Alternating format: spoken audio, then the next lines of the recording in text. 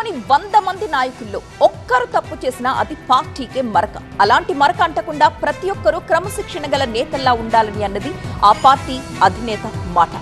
No tolerance, తప్పు చేస్తే శిక్ష తప్పదంటూ వార్నింగ్ గతంలోనే ఇచ్చేశారు ఆయన.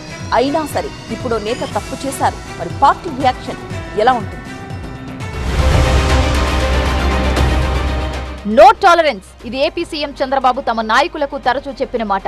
జనంలో ఉండండి, జనం మాట వినండి, జనంతోనే నడవండి అంటూ సందేశమిస్తూనే నాయకులు పార్టీకి చెడ్డ పేరు తెచ్చేలా ప్రవర్తిస్తే మాత్రం ఊరుకోనని గతంలోనే హెచ్చరించారు. తప్పు చేసిన వాడిని మాత్రం వదిలిపెట్టాం. Very clear on that. మళ్ళీ జీవితంలో తప్పులు చేయాలంటే భయపడాలి ప్రజాస్వామ్యంలో. ఈరోజు చేసి తప్పించుకుంటాడు అంటే అది ప్రభుత్వ అసమర్థత.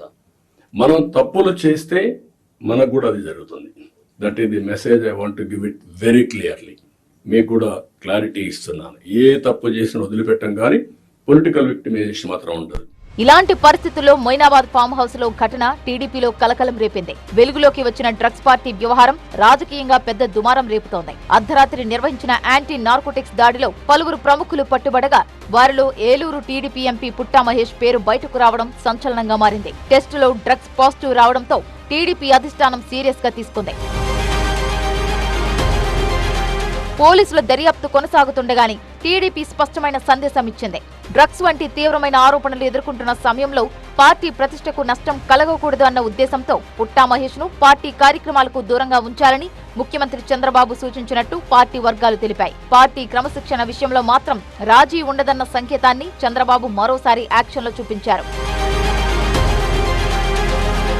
ఈ వ్యవహారంపై టీడీపీ రాష్ట్ర అధ్యక్షుడు అధికారికంగా షోకాజ్ నోటీస్ జారీ చేశారు.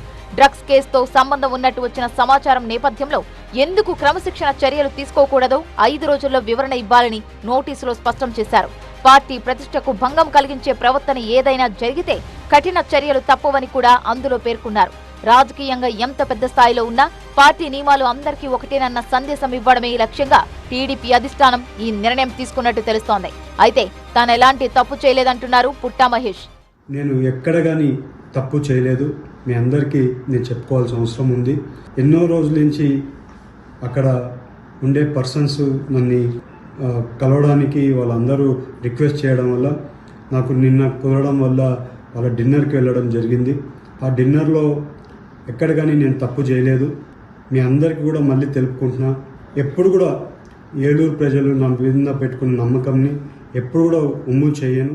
గతంలో కూడా వివాదాల్లో ఇరుక్కున్న నేతలపై చంద్రబాబు కఠిన చర్యలు తీసుకున్న సందర్భాలున్నాయి. వ్యక్తిగతంగా ఎంత దగ్గర నాయకులైనా పార్టీ ప్రతిష్టకు మచ్చపడితే చర్యలు తప్పవని ఆయన పలుమార్లు ప్రకటించారు.